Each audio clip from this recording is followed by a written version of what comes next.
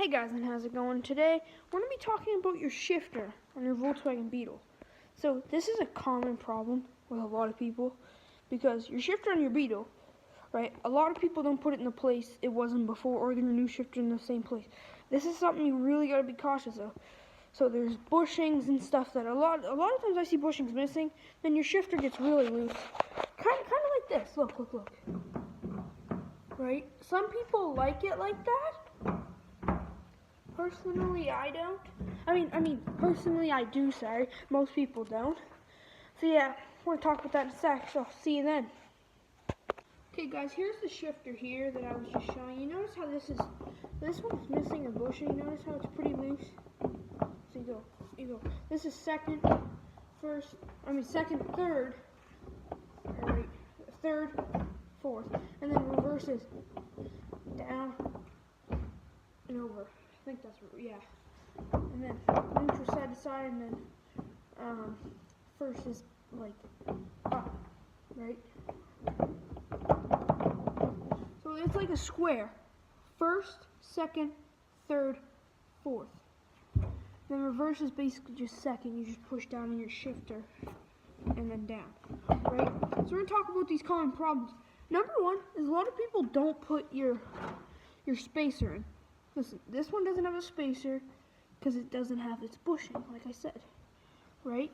I mean, it's pretty loose. You just gotta get used to it, right? But this is your spacer.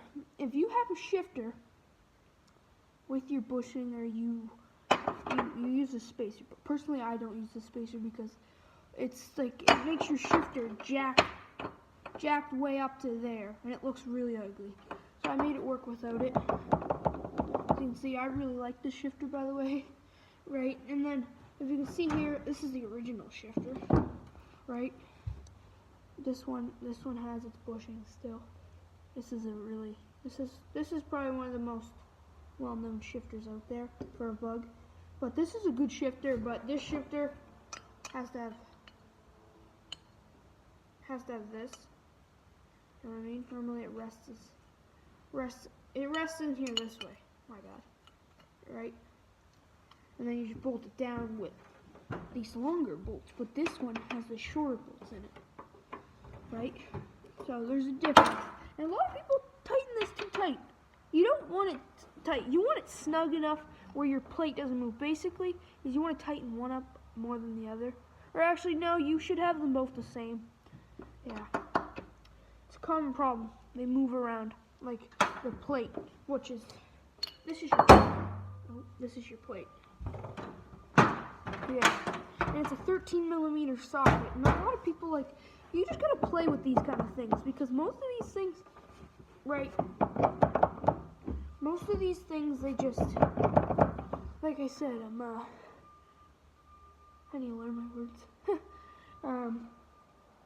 Most of these things, they just get put in the wrong placement. Like, first, if I was to put it in, I would lean it in on an angle. I'd put it in second, pull it back, like, you know what I mean, just push back on it, right? And then bolt it down. And if that doesn't work, if you take it for a drive, I would take a 13mm socket wrench with you, right? And then you try up in third, because a common thing is first to second and second to third. Fourth is never an issue. This shifter has a problem with first. I think it's because of the bushing. So what I'm going to do is I'm going to put a different bushing in it to see what it does. But I can't really quite tell if it's going into first or not. Because if you come back here, this is your, where your, I'm trying to think what it's called. This is where your, not your bushings, that is your bushings, right? This is where this pushes in and out and stuff, right? A lot of times people need to replace this because it's pretty bad. Yeah, this right here. Yeah. A lot of times people need to replace that because that's what it screws up on. But yeah, like I said, you just gotta tinker with these shifters. You just gotta play around with them. And I don't know really else what to say, guys, so without further ado, I'll catch you guys in the next one. Peace.